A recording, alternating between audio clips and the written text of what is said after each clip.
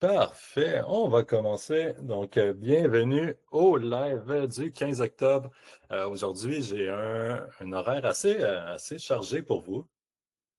On va parler de trois choses, entre autres, deux nouvelles additions, en fait, trois nouvelles additions à la plateforme.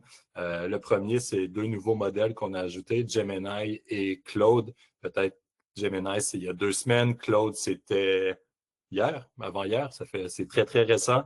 Donc, juste vous les présenter, là. Puis, c'est des modèles qui vont interagir un peu à la même façon que OpenAI, mais qui vont se comporter différemment. Donc, ils ont leur propre personnalité, si on veut. La recherche web, donc maintenant, Munia est connecté aux informations les plus récentes en ligne pour aller chercher des informations qui sont très, très, très récentes. Et une mise à jour là, sur la génération d'images. Donc, j'ai beaucoup de démos aujourd'hui. Évidemment, si vous avez des questions, n'hésitez pas. Si vous voulez lever la main, vous pouvez. Voilà, ici, si vous êtes satisfait, trouvez que c'est incroyable, vous pouvez mettre des petits emojis. Excellent. Bonjour Denis, bonjour Michel. Donc, c'est parti. On va commencer avec Gemini et Claude. Je vais commencer par vous les présenter. Vous les avez vus dans la plateforme. On va y aller aussi pour faire les petites démonstrations. Gemini, on a ajouté deux sous-modèles, si on veut. Donc, Gemini, c'est comme la grande famille des modèles d'intelligence artificielle. Puis, on a ajouté 2.5 Pro et 2.5 Flash. Grosso modo, comment ça fonctionne? Si je rends ça simple, 2.5 Pro est plus fort, plus performant, va générer des réponses qui vont être règle générale meilleures. Si je dis règle générale, là, je parle comme un avocat, on dirait que je veux pas me mouiller, mais c'est que c'est tellement variable que des fois, un jour, 2.5 Flash pourrait donner une meilleure réponse que 2.5 Pro. Mais règle générale, ça va être ça. Pour les tâches plus complexes, ça va être le plus performant, mais il va réfléchir un peu plus longtemps. Puis là, je dis, il va réfléchir, vous allez dire de quoi tu parles, Anthony. Je vous montre ça dans un instant. Versus 2.5 Flash. Il va donner des réponses plus rapidement. Donc, ça va de soi. S'il est plus rapide, ben, il réfléchit moins à sa réponse. Je vous ai mis ici dans la présentation, puis d'ailleurs, je vais partager dans la conversation un lien vers le Drive où j'ai mis la présentation d'aujourd'hui. Je vous ai mis ce lien-là, LM6 Chatbot Arena. Je ne sais pas si c'est une ressource que vous connaissez, mais moi, c'est une ressource que j'adore parce que vous le savez, l'intelligence artificielle, ça change très, très, très, très, très, très vite. Et LM Arena, en fait, ce qu'ils font, eux, c'est qu'ils ont une plateforme qui va aller comparer tous les intelligences artificielles différentes, puis les classer. Donc, c'est les utilisateurs qui font leur requête, vont avoir une réponse A générée par un modèle, réponse B générée par un autre modèle, et classer les réponses. Et en ce moment, dans les modèles les plus performants, ben, on a Gemini 2.5 Pro et on a... c'est pas bien long. OK. Et on a Claude Sonnet 4.5, donc deux des additions qu'on a fait à la plateforme en ce moment. Et juste pour comparer, là, ce qu'il y a de plus performant en ce moment chez ChatGPT, c'est le 4O et le 4.5, mais le 4.5 n'est pas beaucoup utilisé, et le 5. Donc, ça reste des différences qui sont pas euh, énormes, mais qui sont quand même agréables et qui sont réelles. Donc, petite ressource super intéressante. Ça, c'est pour Gemini. Et ensuite, pour Claude, donc oui, le modèle, il s'appelle Claude, comme mon oncle Claude. C'est quand même drôle, là, c'est une compagnie américaine qui l'a fait, mais ils ont décidé de l'appeler Claude. Moi, ça me fait, toutes les fois que je l'ai dit, ça me fait penser à mon oncle. On a ajouté deux modèles, 4.5, donc celui que je vous avais montré qui était en deuxième place derrière 2.5 Pro, un peu dans la même réflexion, là, il va être plus précis, mais un petit peu plus lent à générer sa réponse. Et Claude Sonnet 4, qui va être un petit peu plus rapide. Donc, l'idée, c'est aussi de vous donner des options pour que vous fassiez vos propres tests puis que vous découvriez celui qui fonctionne le mieux. Excellent. Donc, on va se lancer. Petite round de démo. Juste aller vous montrer ça dans la plateforme. On va y aller ici. Donc, vous les avez ici. Google 2.5 Pro, 2.5 Flash et Claude, là, il est dans la catégorie Anthropic, qui est comme le fournisseur général. Sonnet 4.5 et Sonnet 4. Les petits chiffres ici, là, c'est la date où ce modèle d'intelligence artificielle-là est sorti. Donc, on va se lancer avec une première petite démo que je vais faire, puis ça va être une question assez simple. Je vais juste aller chercher mon prompt. Je vais demander, est-ce que tu peux faire une checklist pour un nouvel employé qui commence à catégoriser les factures de la municipalité? Mais là, je vais faire une petite manipulation là, pour vraiment qu'on puisse comparer la réponse de Claude à la réponse de Gemini. Je vais utiliser ce petit bouton-là. Peut-être qu'il y en a parmi vous qui l'ont déjà testé. Là. Des fois, je vois des gens aussi qui cliquent par inadvertance dessus. Qu'est-ce que ça fait? En fait, ça va nous permettre d'avoir un gauche-droite, puis de comparer les deux modèles. Donc là, j'ai 4.5 qui est activé.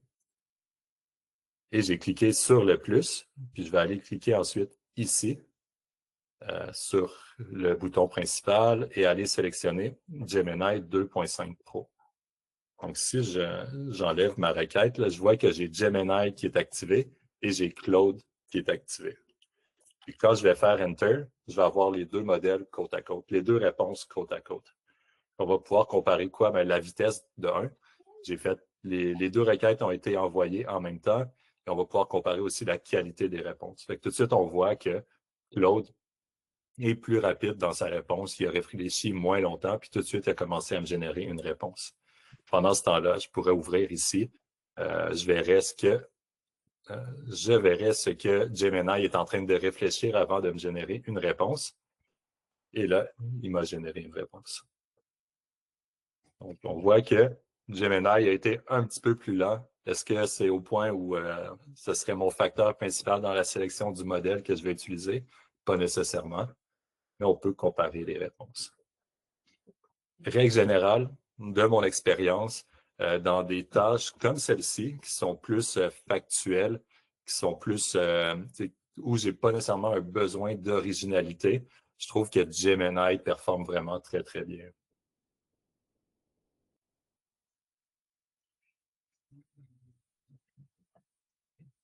Exemple, pourquoi je trouve qu'il performe très bien, c'est que Claude a fait une checklist qui est quand même bonne, mais qui reste très généraliste. OK, je n'ai pas donné beaucoup d'informations. En fait, j'ai donné zéro information. Mon prompt était super simple. Mais par exemple, Gemini 2.5 Pro, ce que j'aime, c'est qu'il a eu la capacité, la connaissance d'aller me faire des références du genre, ah, OK, potentiellement, il faut que tu ailles te connecter à PG. Donc, et voilà. Sinon, les autres, ça me semble quand même comparable. Donc, ça, c'est la démo numéro 1 pour Gemini versus Claude. Est-ce qu'il y a des questions, commentaires, applaudissements? On continue. Prochaine démonstration, je vais y aller un peu de la même façon, mais là, je vais faire une démo qui, règle générale, va avantager Claude. Claude est très, très bon pour tout ce qui est génération de contenu plus marketing. Donc, vraiment, s'exprimer d'une façon qui fait pas trop intelligence artificielle. Souvent, c'est un des points négatifs que vous allez trouver de, par exemple, ChatGPT, de OpenAI. Ça paraît que c'est de l'IA. Claude, ça reste une intelligence artificielle, mais c'est lui qui maîtrise le mieux une écriture qui est naturelle, une écriture qui est humaine. Bon, laissez-moi une petite seconde. Je vais, même chose, chercher ma requête que j'ai dans un petit document ici. Donc, comme pour l'autre exemple, je vais activer les deux modèles juste pour qu'on ait un comparatif. Donc, j'ai cliqué sur le plus. Là, j'ai Gemini. Ah, ben, en fait, je vais aller activer. Non, je vais le retirer. Je vais aller activer Gemini 2.5 Flash. Je vais cliquer sur le petit plus. Donc là, j'ai Gemini 2.5 Flash qui est activé en haut. Puis je vais aller activer Claude Sonnet 4. Et ma requête, bon, je vais pas toute la lire, c'est une requête un peu plus complexe. Je lui demande d'écrire une publication sur Facebook, puis je lui donne des paramètres. Ma publication doit avoir 100, 150 mots. Je lui demande 3 versions différentes et ainsi de suite. Puis la partie inférieure, ici, je suis allé sur le site web. Donc là, j'ai pris Mascouche pour l'exemple. Je suis allé sur le site web, j'ai pris le contenu textuel euh, le contenu textuel qu'il y avait ici pour leur événement. Et je le mets dans la plateforme. Donc, même chose, là, les deux sont en train de réfléchir. Ils ont envoyé la requête en même temps. Et encore une fois, Claude a été un petit peu plus rapide. Je vais lui laisser le temps de finir sa génération de réponses. J'ai juste comparé les deux premiers. Puis, je suis loin de dire que je suis un spécialiste en communication, en marketing, mais j'ai des petites connaissances de base. Puis si j'avais à juger les deux, pour moi, c'est clair que Claude a la meilleure version. Pourquoi? Mais la première chose que je remarque, c'est que la première phrase de Claude est beaucoup plus pertinente. Imagine pouvoir nourrir ta famille directement dans ton jardin tout en préservant la planète. Pourquoi elle est plus pertinente? Parce que d'un, elle est plus courte, puis tout de suite, on va aller chercher une émotion. L'émotion chez la personne, c'est ah ben oui, j'aimerais ça nourrir ma famille avec mon jardin. Versus la version de Gemini qui est comme un petit peu plus longue, qui a une phrase d'accroche qui est moins pertinente, puis il a moins respecté mes indications de texte. Un paragraphe comme ça incite pas la lecture. Si on fait une publication sur Facebook, c'est comme trop de contenu pour la personne. Donc, Claude, marketing, là, vraiment, c'est votre meilleur allié. Et voilà pour les deux modèles. Je vous encourage fortement à les utiliser si je vous parle rapidement de mon expérience depuis qu'on les a ajoutés à la plateforme. Vous pouvez le voir ici, là, 90% de mon utilisation. C'est les petits logos ici qu'il faut voir. C'est du Google puis du Claude. J'utilise presque plus OpenAI. Je l'utilise encore occasionnellement, là, mais de moins en moins. Vraiment, tout ce qui est pour 80% de mes utilisations, je vais y aller avec Google 2.5 Flash, que j'aime beaucoup. Puis Claude, j'ai commencé à l'utiliser plus, là, mais comme je vous disais, il a été ajouté hier. Mais je pense qu'il va s'en venir aussi dans les modèles que j'utilise le plus. Excellent. Question pour cette partie? Parfait.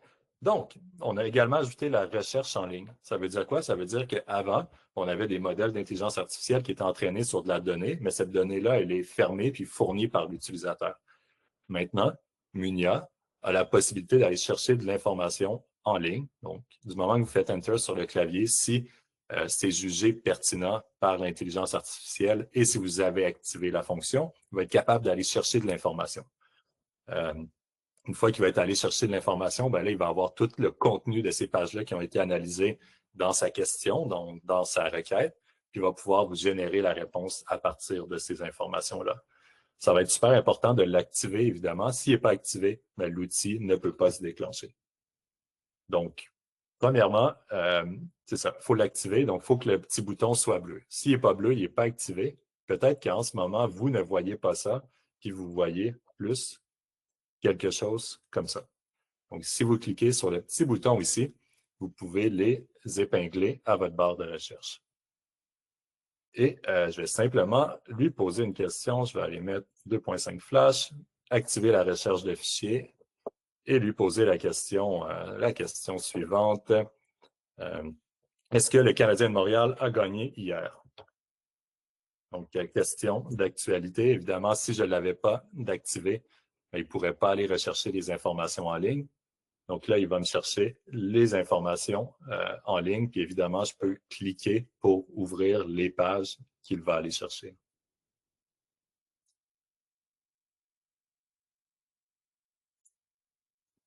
Et il va me dire, oui, le Canadien de Montréal a gagné hier, le 14 octobre, contre le Kraken de Seattle par un score de 5-4. C'est factuel, je confirme, j'ai regardé la partie. C'est la bonne réponse. Et là, OK, ouais, c'est cool, Anthony. C'est cool, c'est cool de pouvoir faire des recherches, mais comment qu'on peut l'utiliser autrement, au-delà d'aller chercher des réponses et des informations sur le match du Canadien de hier. Là, je reviens à ma fameuse question, là, la fameuse question que je pose tout le temps. Quel est le délai de convocation pour une assemblée extraordinaire selon la loi sur les cités et les villes? Avant, je vous disais, vous ne pouvez pas poser la question parce que vous ne pouvez pas poser cette question-là parce que vous ne savez pas quelle version de C19 l'IA va aller chercher. Ben, maintenant, vous augmentez vos chances d'avoir la bonne réponse puisque l'IA va être en mesure d'aller chercher des réponses qui sont plus à jour et au bon endroit. Et là, on a une réponse qui est... OK, bon, dans ce cas-ci, il m'a donné une réponse que je jugerais pas nécessairement précise. J'avais fait des tests et ça avait fonctionné. Délai de convocation m'avait dit 24 heures et avait été en mesure de citer les articles.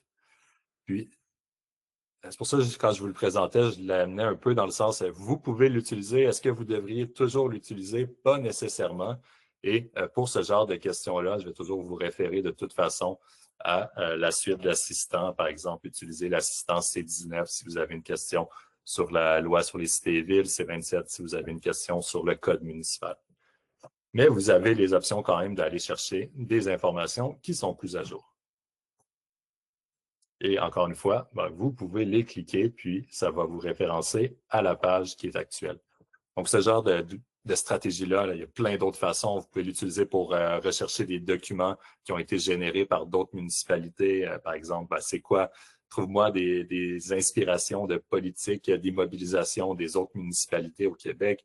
Donne-moi des documents de plans des familles et ainsi de suite. Vraiment, utilisez-le ou vous auriez utilisé Google, ça peut être un bon outil pour vous accompagner. Et vous pouvez même l'emmener plus loin, donc tout ce qui est recherche en ligne, vous pourriez l'utiliser par exemple dans des assistants. Donc l'exemple que j'ai fait, c'est recherche sur Canly. Donc vous allez chercher de la jurisprudence, vous voulez vraiment de l'information qui est super précise, ben, c'est un autre exemple. Je vais aller chercher ma requête.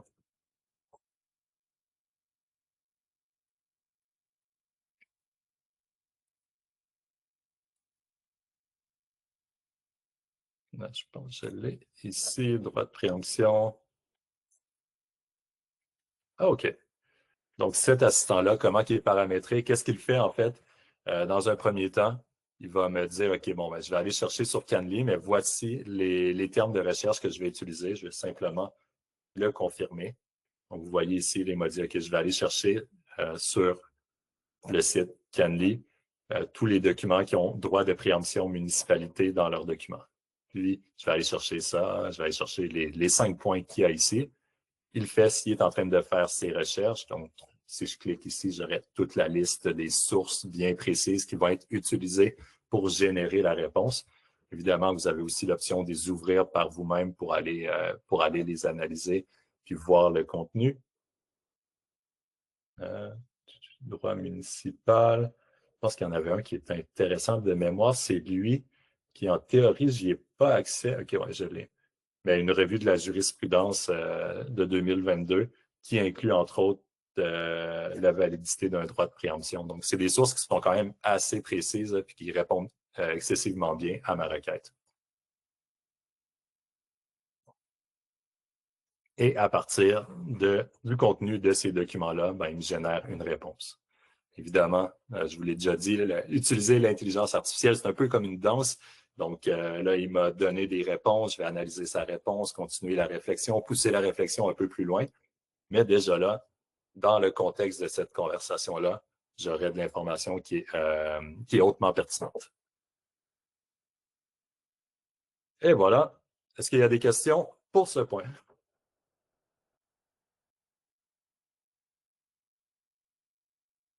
Excellent. On va continuer avec le dernier petit point à l'ordre du jour, la génération d'images.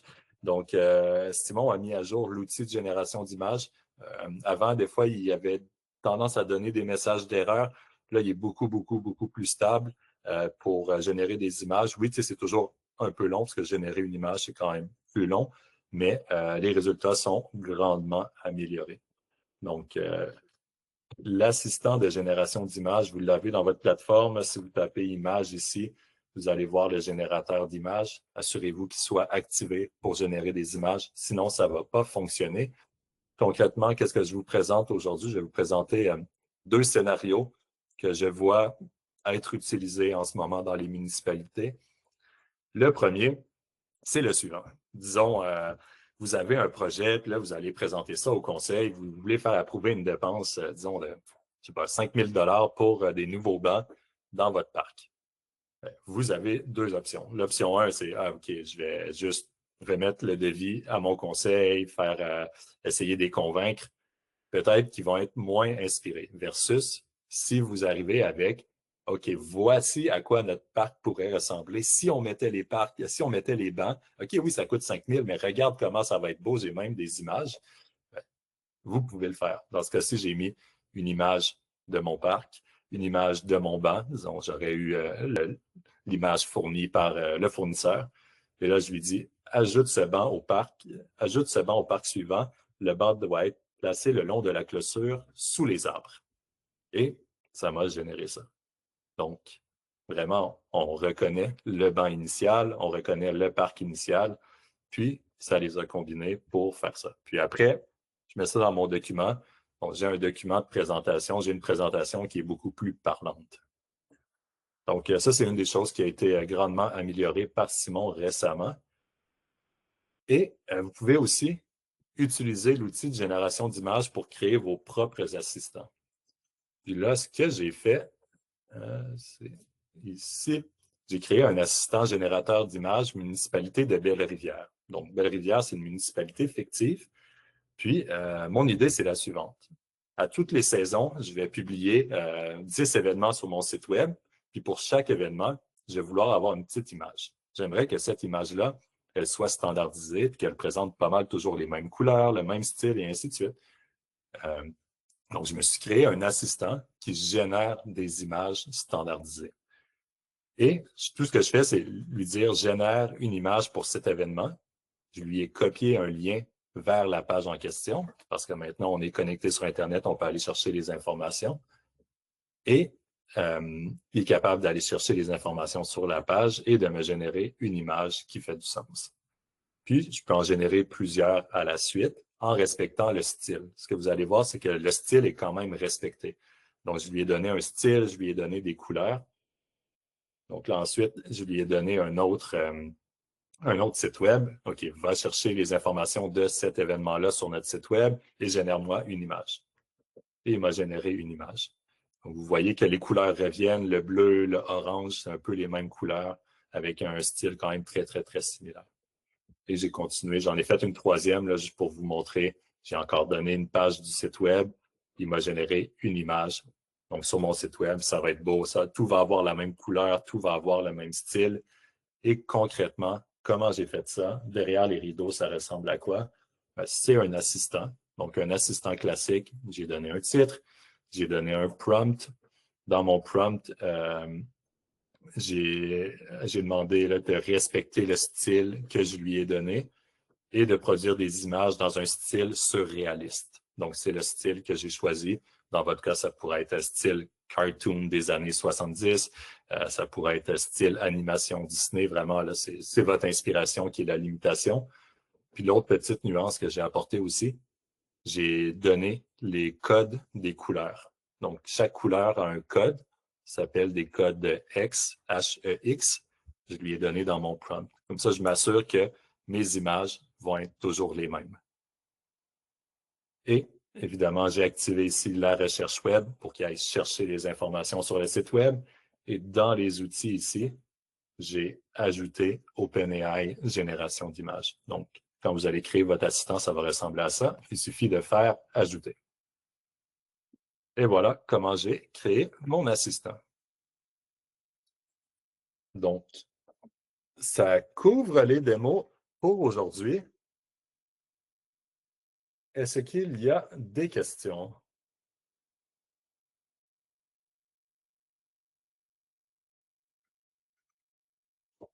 Excellent. Ben, s'il n'y a pas de questions, On va boucler ça pour aujourd'hui. Puis, je vous remercie à tous.